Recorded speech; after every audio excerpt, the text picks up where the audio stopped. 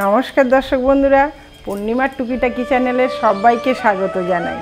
এর আগের ভিডিওতে আমি ইনস্ট্যান্ট ইডলি করা দেখিয়েছি। তবে বন্ধুরা, রেস্টুরেন্ট কিংবা রোড সাইডে ধোসা বা ইডলির সাথে একটা নারকেলের চাটনি সার্ভ করা হয়। আমার আজকের রেসিপি সেই নারকেলের চাটনি, যা রেস্টুরেন্টের থেকে দ্বিগুণ স্বাদের হবে। তাহলে আসুন দেখে নেওয়া যাক। তাহলে নারকেলের চাটনি করতে গেলে কি কি লাগে সেটা দেখে দিন। ফার্স্ট আমি নিয়েছি একটা মিক্সিং জার। সেই মিক্সিং জারে আমি নারকেল নিচ্ছি 1 কাপের একটু সামান্য পরিমাণ কম আছে। দেখুন নারকেলগুলো কিন্তু আমি টুকরো টুকরো করে নিয়েছি, পিছনের যে কালো পাটটা সেটাকে সরিয়ে নিয়েছি। এবারে আমি নারকেলটা মিক্সিং জারে দিয়ে দিলাম। সেই কাপের মাপে হাফ কাপ আমি নিয়ে নিলাম রোস্টেড বাদাম, মানে বাদাম ভাজা। সেই কাপের আমি হাফ কাপেরও কম একটু আমি নিয়ে নিলাম ছোলা ভাজা। 1 ইঞ্চি আদা দিলাম টুকরো করে, 2টো কাঁচা লঙ্কা দিয়ে দিলাম,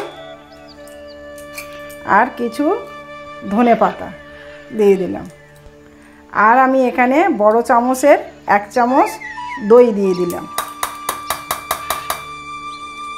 এবারে আমি এটা পেস্ট করে নিয়ে ফিরে আসছি। পেস্ট করে নিয়ে ঘুরে এলাম। এবারে দেখুন পেস্ট কিন্তু সুন্দর একটা পেস্ট তৈরি হয়েছে, কিন্তু আমি প্রথমেই লবণটা দিতে ভুলে গেছি। তাই এখন একটু আমি লবণ দিয়ে নিলাম পরিমাণ মতো, নিয়ে আবারও একটু পেস্ট করে নিয়ে আসব। কারণ দেখুন আপনারা কিন্তু প্রথমেই দেবেন, আমি আবার পেস্ট করে নিয়ে আসছি।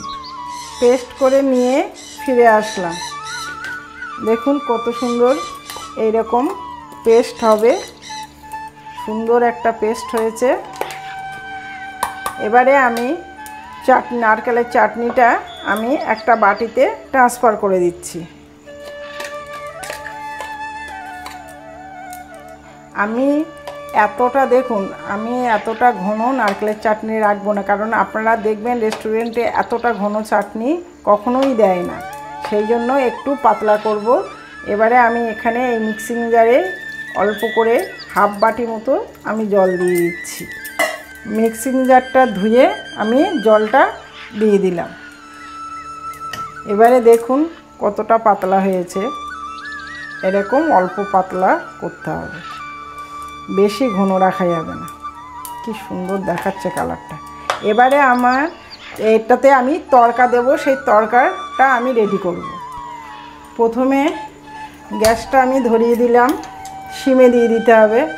এইবার তড়কা দেওয়ার জন্য আমি একটা তড়কা প্যান বসিয়ে দিলাম।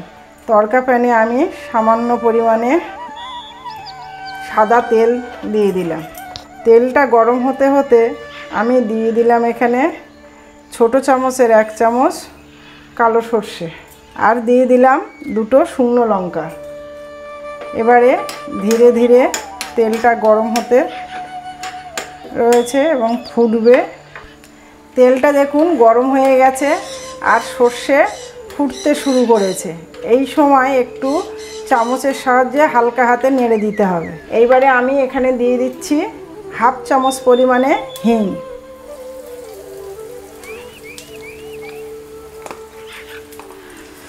হিংটা দিয়েও একটু নাড়তে হবে ভালো করে। আর গ্যাসটা কিন্তু একদমই সিমে থাকবে, পারলে এবারে আপনারা বন্ধ করে দেবেন, কারণ তেলটা দেখুন প্রচুর গরম হয়ে গেছে। আমি গ্যাসটা অফ করে দিয়েছি। এবারে আমি দিয়ে দিচ্ছি কিছু কারি পাতা। এইবার গ্যাসটা আমি আবার আর একটুখানি ধরিয়ে দিচ্ছি, কারণ একটু ঠান্ডা হয়ে গেছে। কারণ তড়কার এই মশলাটা হচ্ছে সবথেকে কিন্তু টেস্টটাকে বাড়িয়ে দেয়, সেজন্য আপনাদের এইটা খুব খেয়াল রাখতে হবে যাতে না পুড়ে যায়।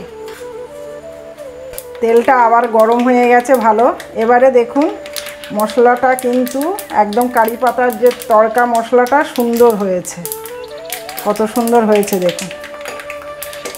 আমি গ্যাস কিন্তু অফ করে দিয়েছি। এবারে আমি তড়কাটা দিয়ে দিচ্ছি আমি চাটনির ওপরে। সুন্দর একটা সেন্ট বার হয়েছে।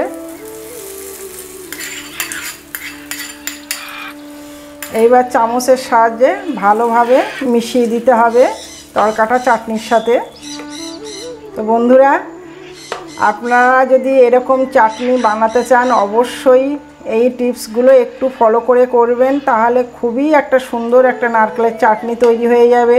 তা আমার ভিডিও যদি আপনাদের ভালো লেগে থাকে তাহলে বন্ধুরা অবশ্যই একটা লাইক করবেন, আর নতুন বন্ধু যদি হয়ে থাকেন তাহলে আমার চ্যানেলটিকে সাবস্ক্রাইব করার অনুরোধ রইল।